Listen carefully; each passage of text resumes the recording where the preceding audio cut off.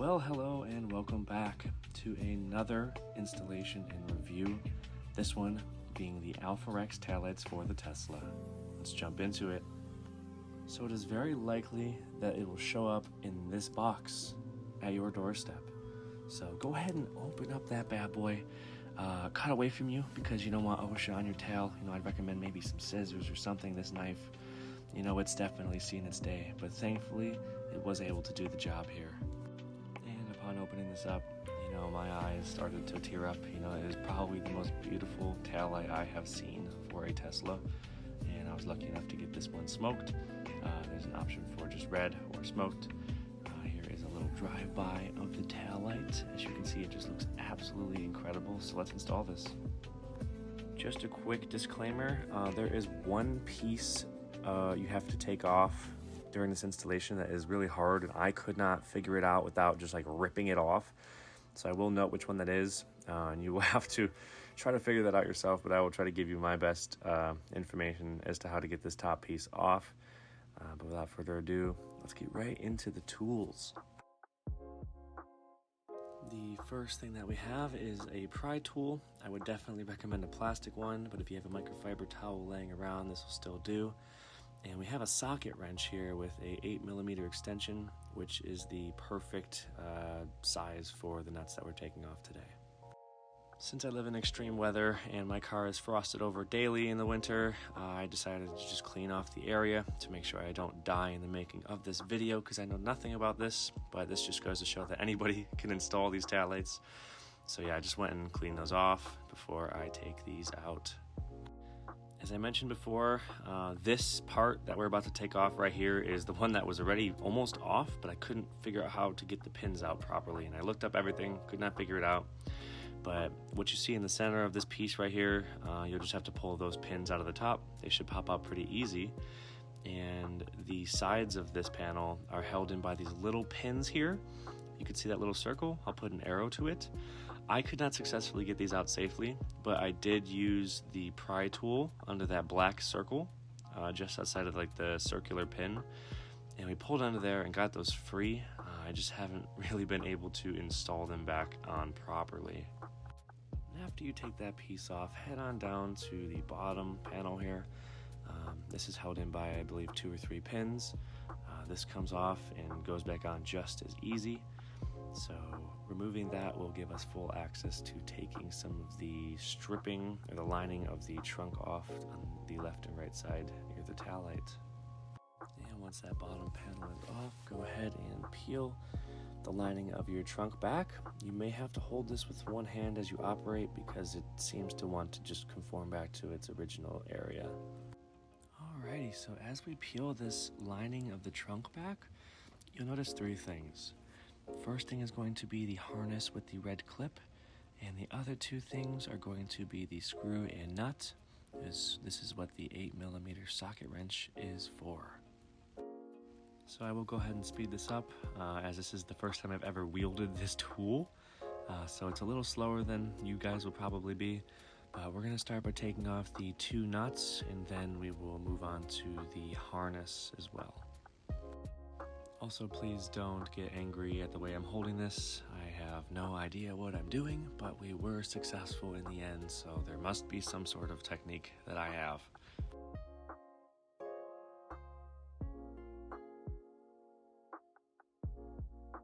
Alright, once those nuts are removed, go ahead and take your thumb and push this red tab as high as it goes, and then give it a gentle pull to pull out the harness. If it's not pulling out, then that means that red tab is still locked in just a little bit. I did use a wrench to loosen this up so I can unscrew this, but you might be lucky enough to be able to do just that without it. But just turn it counterclockwise until it comes right off. So as you begin to pull this off, I thought it would come off lightly, but you're going to have to give these taillights some force, so please be careful. There are these things called bushings, and there's 2 of them clicked in, located on the far left side of this taillight closest to the charging port. So try to pull with some force from that direction, try to pull it straight out, and once these things are out, it should come out instantly. So as I pull this out, you'll see those 2 extra bushings right there closest to the left side of the tail light. So that is what we needed to pull out by force, because those click out and click in. So when I first installed this, not knowing that existed, I was really worried I was going to break the tail lights, but this is part of the design, so do not worry. Voila. So a couple things here. Make sure to feed the harness through the hole that is right next to the side of the lining. And note that this also has 2 bushings all the way to the left of the tail light. So you're going to have to give it some force on that side with your hands to make sure that they pop in accordingly. Also, please note that I had no idea what bushings were at this point in the video until I was doing my last piece on the other side.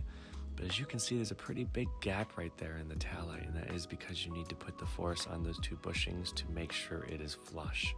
So please do not do what I didn't do, and make sure that you do that properly. And once you get that pushed in properly, make sure to start to screw that cap right back on. Once you've successfully put the taillight back on, go ahead and plug the harness you unplugged from the original taillight and plug it into the new one. Now this isn't going to be something that you hear a click, so you know that it's secured and fastened. It's sort of going to go in maybe like 1/2 inch and it's going to stop. So once you've reached as far as you can go ahead and secure that by locking and pushing down the red clip. Once the harness is secured, go ahead and tighten the 2 nuts back onto the screws.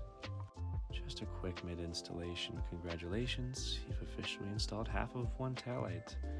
So after doing this, go ahead and take the lining of the trunk and begin to shove it back under the rubber stripping here. After doing this, take a step back and look at what you've accomplished. You've got one piece of an amazing looking taillight installed. Go ahead and begin using your plastic pry tool to take off this top piece here. I believe there's 11 pins that are keeping this on, and they come off pretty easily, a little too easy if I wanted to say so.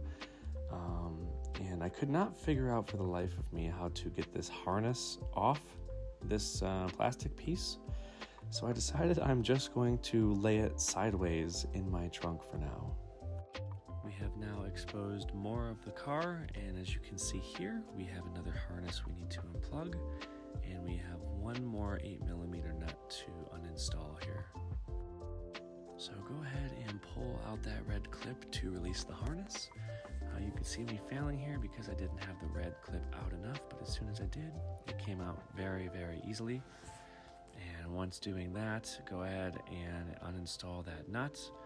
Clearly, I still have no idea how to hold this socket wrench, but I made the best progress I could, and it ended up working out pretty well. So before we begin to take out the other taillight, I want you guys to see this because this is what it took for me to get the 2 bushings loose on the side. So you're going to have to pry these 2 bushings out with some force. And after prying those out, we were able to get the taillight loose enough to be removed, just like that. So as you'll see, I'm pointing at the 2 bushings that were very hard to get loose, but that is why it is so hard to get rid of them, or to get them removed. And with this taillight, you're also going to have to put some force pushing it in to get those bushings to snap in. Also make sure that you're putting that harness through the hole once again to make sure that we can connect it properly on the other side. Now carefully push those 2 bushings into the holes that they're supposed to be in. And on this left side of the taillight is where you'll be delivering most of the force, so they snap in properly.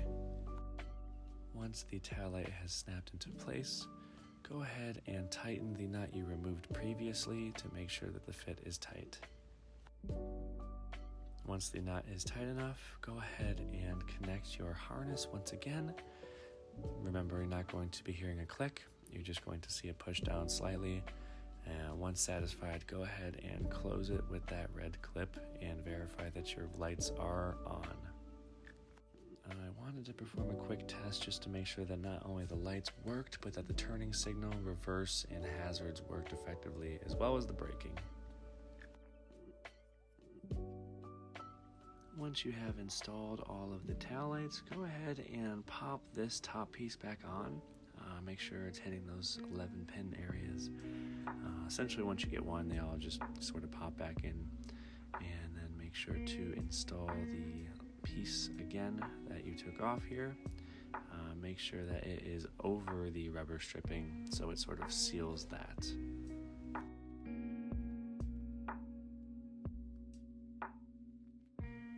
And there you have it. You have successfully installed the Alpharex taillights. Here is a cleaned up version of that workplace that we just were in.